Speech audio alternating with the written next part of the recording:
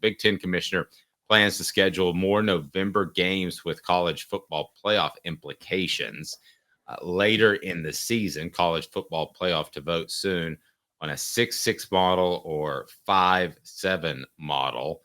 And also what this may mean for Tennessee, who appears to be close to getting the 9 game schedule set. So when they get that set, we won't lose Tennessee, Alabama. I think that's good for the conference. Won't lose Auburn, Georgia as well. So I like that. But this 5-7 model does nothing for me. This is a 5-7 model. The 6-6 is worse, but the 5-7 model is giving the Pac-12 a chance to put together a conference. That's not what this is about. Pac-12 does not have a conference together. Put it together, and then maybe you'll get granted one of those. So that to me is a major concern, Caleb. And your thoughts on Tennessee and the schools right now that when they move into this and this new area of scheduling, I want the matchups as far as Georgia, Auburn, and I want the matchups at Alabama, Tennessee. But I don't care to give the Big 12 just because they used to be a Power 5 conference, an automatic bid. And it seems like that's going to be the very minimum. Why did they get an automatic bid and they're the Pac-2 right now? Yeah, well, this 5-7 model would be, you're right, it should be the 5-7 model. Because right now, if they're doing the 6-6 model, it's not going to be a Pac-2 for an automatic bid. What it's going to be is you're going to have 2 of the mid-major conferences get automatic bids. So you'll have, the goal for this playoff setup was to have at least one mid-major team get an automatic bid, which I'm fine with. I think you're fine with. Let them get their automatic bid so they can shut up complaining and let them go lose 60-0 in the first round. So like they can just shut up. So a mid-major would get an automatic bid above the Pac-12? Pac-2, but yes, the mid-major. Right. My point is they don't deserve anything. They don't deserve an automatic bid. They could put together a bunch of directional schools in California, and then to get an automatic bid would be absurd. Well, no conference gets an automatic bid. There is no conference that gets an automatic bid. What it is the top 6 ranked conference champions get automatic bids. You're saying that, but here's what they're going to do. They're going to make the Pac-12, as long as they assemble 8 teams or so, they're going to make them one of those teams. They're not going to assemble 8 teams. They're going to go with they're going to go with like the Mountain West and the American for the other 2 automatic bids. Okay, but wherever they go, the point is they're going to get an automatic bid, and because they're going to be rated high enough, and they're going to be a high enough rated champion, and they don't deserve that. That is not the same thing as going through the Big Ten and winning 10 games, or going through the SEC and winning 10 games. You could go through that conference that they're going to throw together and win 11, and that's not as impressive. I think this should be a 4-8 model. I thought this yesterday. I don't know, that's been discussed, but there are not 5 power conferences anymore, period. Well, no, that they're not. The 5-7 model is that's why they're talking the 5-7 model.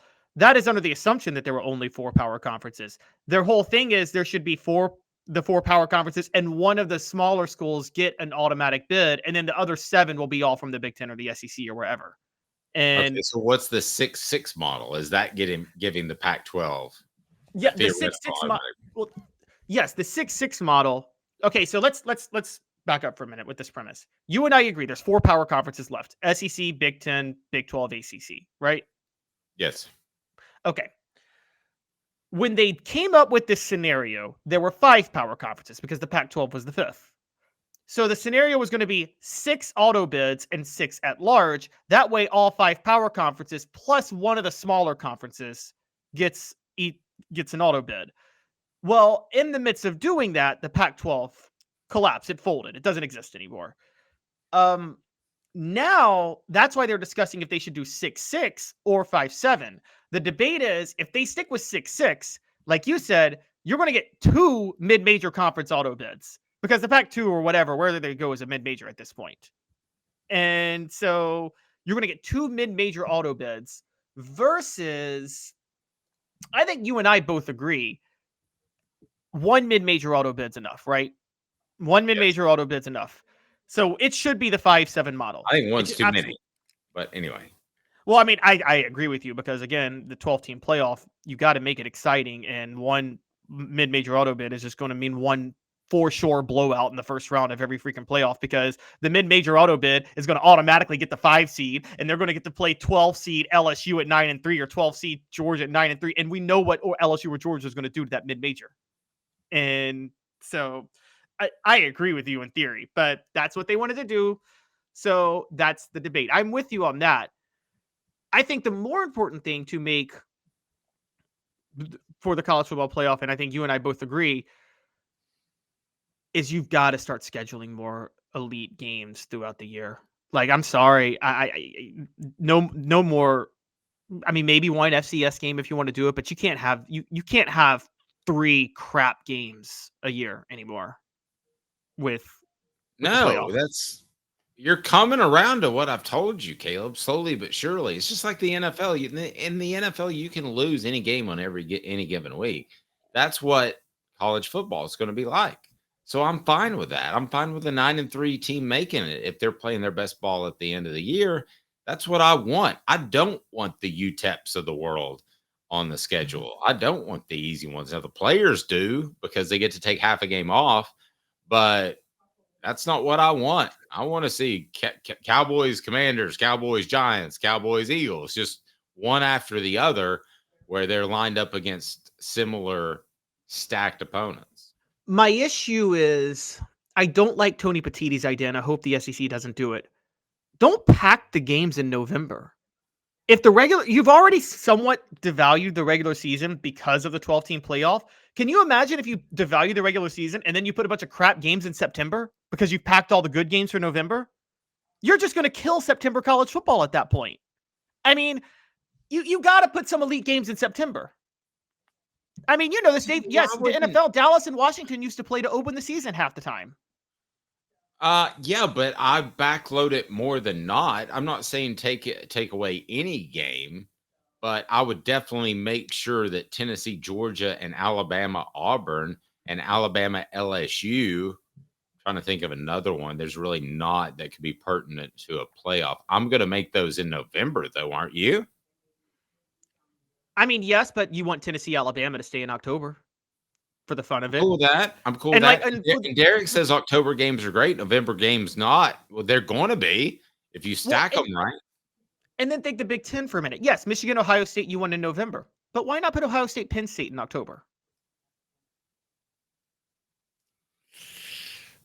I mean, I would try to have my major matchups at the end of the year. Now, Kaylin says heavy body strain of November is packed. These kids have to deal. Some of the freshmen and sophomores are still physically growing. Now, Kaylin said earlier in the chat that he thought have a patsy game early in the season, late in the season. I guess I'm okay with that. I hope they just take over the scheduling and they make all 12 of your scheduled games in a college football playoff. I don't think we're going to have non-conference games. I think the mega conference is going to be it, and you're going to get your schedule just like the NFL. And you better know where to show up because if you don't show up on time, then you lose. I'll give you that. How exciting will that be, though, when they actually do that? When the mega conference comes and they have we're going to do a full schedule reveal in May. But I mean, I'm a big fan of the idea of November game of September and October big games. That's the only thing I'm worried about. I don't want to see top 10 games go by the wayside in September and October. This past year, college football, the opening weekend was terrible, Dave. Do you remember the opening weekend? There was not one top 25 game. It's not going to be that bad, Caleb. I mean, it's not. They're going to put some peach games like Tennessee, Florida in September. I still think that they're going to do that, or maybe that the cocktail party gets moved into in September. That's a real possibility too. So I think there's going to be a quality game each and every week. And I think the SEC would be crazy if they didn't schedule it out that way. But Caleb, you have to take with that the fact that you may lose a regular season game and still make the playoffs. So that's something. I've accepted that. I like the old system where every regular season game was that dangerous. But I will say, if you're going to do the 12-team playoff, I think you and I both agree, because you devalued the regular season, you need to make every regular season game a high caliber matchup if you can. Agreed.